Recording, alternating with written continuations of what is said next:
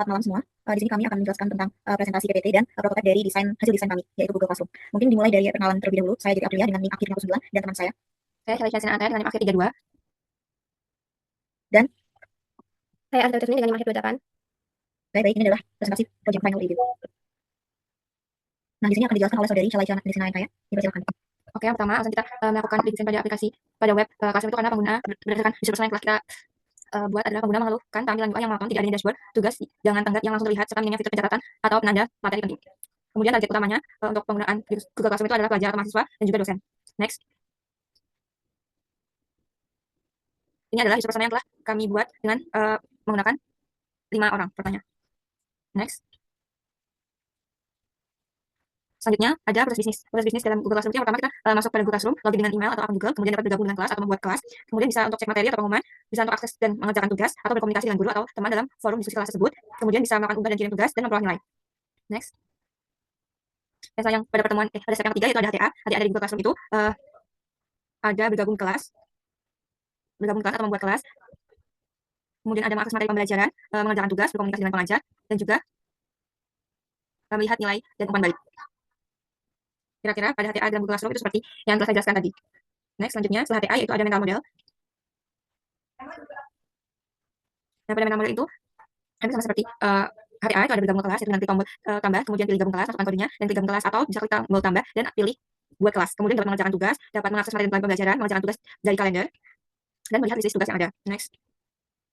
Ada konseptual modelnya itu dapat melakukan akses tugas dan lihat pada dashboard yaitu yang ada join kelas, search kelas, kemudian ada homepage, ada kalender, course, task list, artikel kelas, dan setelan yang terlihat dalam satu dashboard Classroom ini. Kemudian dapat men-setting juga untuk ganti akun, ganti nama, notifikasi, dan temanya.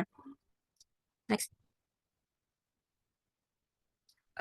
Lukisan dari logo barunya itu, Classroom itu ada pemilihan warnanya itu yang stabil, pemilihan warna coklat dan warna hijau, kemudian ada elemen pada huruf O dan M yaitu elemen buku, dan ada jenis huruf serif yang digunakan untuk memberikan kesan resmi, profesional, dan klasik. Next. Next. Oh, kemudian pemilihan warna utamanya itu tadi ada warna hijau, itu kenapa? Karena memiliki asosiasi positif, ramah di mata, dan konsistensi brand Google Classroom itu sendiri. Selanjutnya ada psikologi warna dalam edukasi, karena hijau itu memicu rasa aman dan kepercayaan, mendukung fokus dan kenyamanan saat belajar online. Next. Selanjutnya, Windows yang kita gunakan yaitu Primary Windows, karena menggunakan Chrome, satu jendela utama, dengan pusat aktivitas yang semua interaksinya itu bergantung pada satu jendela pisah. Kemudian juga ada dialog box untuk interaksi singkat, seperti pop-up, yang digunakan untuk konfirmasi pengiriman, salah satu contohnya itu konfirmasi pengumpulan tugas. Selanjutnya, beberapa perubahan yang kita lakukan pada desain yang pertama yaitu menambahkan berapa persen tugas itu telah terupload dan menonjolkan gambar pesan agar lebih terlihat. Selanjutnya, perangkat interaksi yang digunakan untuk tugas itu ada keyboard, mouse. Keyboard itu digunakan untuk mengetik komentar, menulis tugas, dan mengisi form. Mouse itu untuk mengklik tombol dan navigasi menu tugas. Ada outputnya itu layar monitor, speaker, sama notifikasi visual pop-up, memberitahu notifikasi tentang tugas atau komentar dan pengumuman. Next. Kemudian ada guidance, feedback, dan assistance. Ini kita sudah melakukan perbaikan pada Google Classroom yang difokuskan pada 3 aspek ini, yaitu antara ada scroll untuk menyajikan konten yang lebih bertahap, kemudian ada sudah melakukan penghubungan antara slides-nya, kemudian juga menambahkan tampilan konfirmasi penyerahan tugas, status pengumpulan, dan placeholder. Next. Ini untuk penghubungan navigasinya. Selanjutnya akan diterangkan oleh rekan saya. Baik, jadi kami melakukan internasionalisasi, yaitu dilakukan dengan perubahan bahasa pada web Classroom yang kami desain dari PHP dalam bahasa Indonesia menjadi bahasa Inggris. Hal ini dilakukan karena bahasa Inggris merupakan bahasa internasional. Next. Kemudian ada juga aksesibilitas, di mana memperbaiki kontras warna yang awalnya pada background join class dan create class berwarna hijau keabu-abuan menjadi putih agar memudahkan orang yang memiliki rabun warna. Next. Kemudian grafik, icon, dan gambar. Yang pertama mengubah icon text list yang terjadi pada perubahan yang sebelum itu lonceng menjadi garis-garis di dalamnya presentasi list tugas yang harus dikerjakan. Kemudian mengubah icon course yang awalnya itu buku terbuka menjadi logo topi toga yang merepresentasikan pembelajaran, pendidikan, dan akademi. Next. Kemudian untuk warna untuk yang memiliki gangguan penglihatan secara umum desain menggunakan warna yang cukup ramah bagi pengguna dengan gangguan penglihatan seperti latar hijau muda yang lembut dan icon hitam yang kontras tinggi. Desain juga sudah memenuhi prinsip aksesibilitas yang tidak mengandalkan warna saja untuk menyampaikan informasi sehingga tetap dapat dipahami oleh pengguna pita warna. Next. Kemudian visual hierarchy. Jadi elemen sekunder dalam resume of text description memiliki ukuran font yang sama dengan tulisan teks 1, yaitu 16, dengan prinsip visual hierarchy yaitu perbedaan ukuran dan warna berdasarkan prioritas informasi, yaitu judul lebih diprioritaskan daripada deskripsi. Maka dilakukan perubahan ukuran font menjadi 14. Next. Hierarki komponen. Desain UI menunjukkan komponen relationship yang baik melalui penyusunan icon dan teks navigasi secara sejajar serta pengelompokan elemen tugas dalam satu blok informasi. Navigasi yang konsisten antara siswa dan konten utama memperjelas hubungan fungsional antar komponen, seperti yang dilihat pada gambar di samping. Next. Kemudian ada text perception. Di awal desain teks pada create class terlalu panjang yang dapat menyebabkan pengguna kesulitan dalam mencerna informasi. Maka dari itu dilakukan perubahan dalam memecah teks menjadi bullet points dan highlight per kata. Next. Gestalt Principles. Penerapannya itu pada dashboard. Next. Yang Gestalt versi positif sendiri ini, prinsip proximity terlihat pada pengelompokan elemen-elemen tugas dan daftar khusus yang diletakkan berdekatan dalam satu blok, sehingga pengguna mudah mengenali bahwa mereka berdua adalah kelompok informasi yang sama. Similarity ditunjukkan melalui penggunaan gaya visual yang seragam pada setiap kartu mata kuliah seperti ukuran, warna, dan format teks, sehingga pengguna memahami bahwa semua elemen tersebut memiliki fungsi yang serupa. Continuity tercermin dalam susunan layout yang konsisten dan berurutan dari atas ke bawah, dari kiri ke kanan, memberikan alur pandangan bermata yang alami dan logis. Sementara itu, closure diterapkan melalui penggunaan ruang kosong atau white space yang cukup antar elemen yang membantu memperjelas batasan visual antar kelompok konten dan membuat tampilan tidak terasa padat dan membingungkan. Keseluruhan penerapan prinsip useless ini mendukung keterbacaan, keteraturan, dan kenyamanan dalam interaksi pengguna dengan antarmuka yang kami desain. Next. Selanjutnya langsung saja saya demokan untuk prototipe yang sudah kami buat.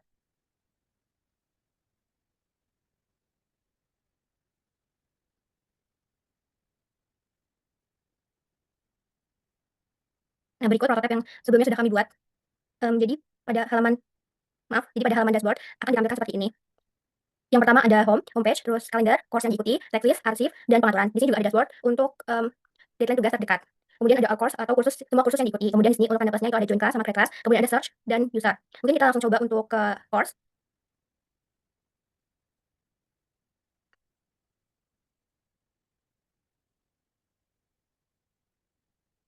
Nah, jadi di dalam course itu ada seperti ini, forum, class assessment, person atau anggota dari kelas ini.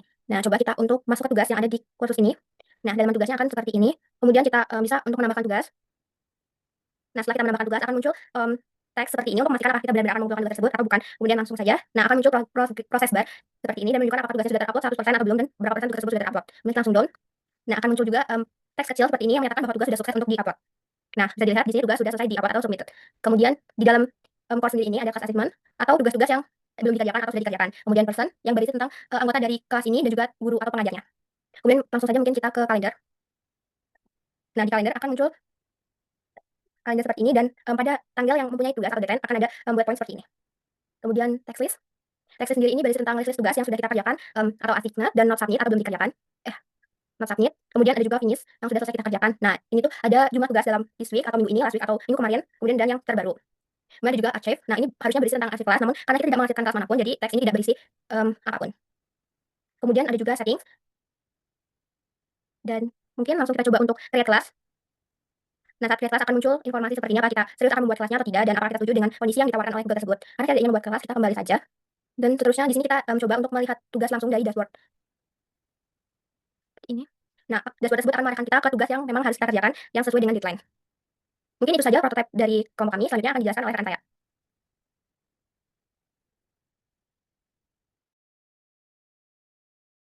Baik, terima kasih atas kesempatannya saudari Arsita. Mungkin kita langsung saja ke prototyping dari rencana ujian.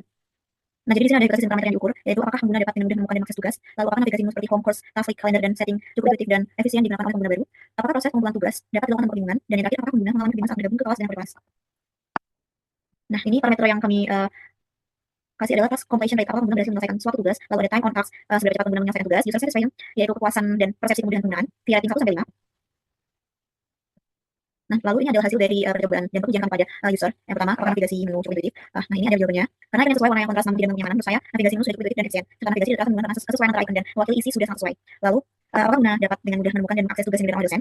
User menjawab, saya merasa dapat dengan mudah menemukan tugas karena tugas adalah page pertama yang saya temukan setelah saya login. Kemudian, warning dari aplikasi juga mudah untuk saya pahami seperti informasi tentang seberapa persen tugas yang sudah saya upload. Seperti tadi, sudah 100% atau belum. Website juga memastikan apakah file yang saya unggah sudah benar melalui peringatan untuk mengecekkan kembali file. Kemudian, apakah proses pengumpulan tugas dapat dilakukan tanpa kebingungan? Apakah pengguna mengalami kebingungan saat bergabung ke kelas dengan kode kelas? Yang pertama adalah proses pengumpulan tugas sudah baik, namun saya merasa sedikit kebingungan setelah upload file dan berhasil. Tidak ada petunjuk langkah selanjutnya, saya harus mencet tombol atas seperti tanda atau icon down sebagai tombol selesai yang sudah kami perbaiki ke prototipe langsung. Kemudian ada jawaban untuk bergabung ke kelas. Saya rasa tidak ada kebingungan karena fitur tersebut terdapat di halaman utama dan pertama, sehingga setelah saya login saya langsung tertuju pada bergabung ke kelas. Nah, ini adalah perbaikan yang kami lakukan. Bisa dilihat untuk yang pertama, before, tidak ada tab down atau apapun yang membingungkan pengguna, seperti yang pengguna sudah sampaikan. Kemudian yang perbaikannya adalah seperti ini, sudah cukup jelas dan tidak membingungkan pengguna lagi.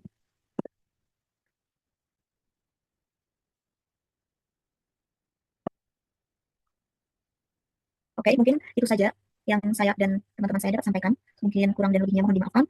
Dan saya akhiri, terima kasih. Wassalamualaikum warahmatullahi wabarakatuh.